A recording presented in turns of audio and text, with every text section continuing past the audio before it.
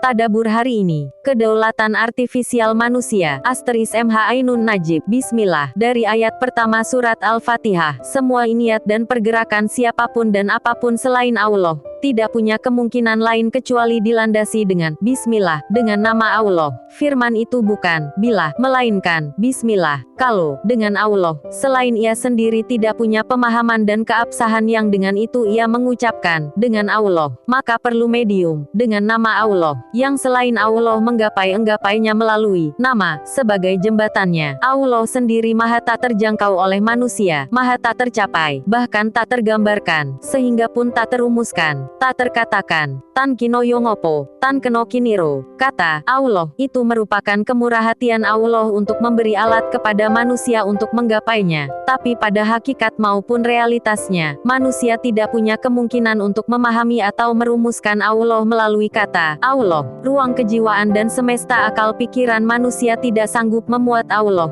tidak punya kemungkinan sedikit pun untuk menggagas, merumuskan, dan mengakomodasi Allah, kecuali hanya sekadar simbolisasinya melalui kata Allah. Apa, siapa, dan bagaimana Allah mutlak hanya Allah sendiri yang mengetahuinya. Semua pengetahuan dan ilmu yang manusia merasa memilikinya, pada hakikat hanya artifisial. Hanya Allah yang maha otentik, maha sejati, maha orisinal. Yang ada pada manusia hanya palsu, hanya pinjaman yang dicipratkan amat sangat sedikit oleh Allah, yang bersifat tidak menentu dan sangat relatif, dan bisa dicabut, dibatalkan, dimusnahkan sewaktu-waktu oleh Allah. Allah maha berdaulat atas semua itu. Kalau wacana dan literasi manusia dalam kehidupannya, dalam politik sampai peradaban, dituturkan kata kedaulatan, maka itu artifisial, hanya ayang-ayang, tidak sejati. Maka manusia mutlak harus sangat berhati-hati dalam menjalani hidupnya. Maka manusia tidak punya alternatif lain kecuali bergantung pada Allah, beriman dan bertakwa kepadanya. Sampai abad milenial manusia yang berpose gagah perkasa, merasa pandai dan hebat,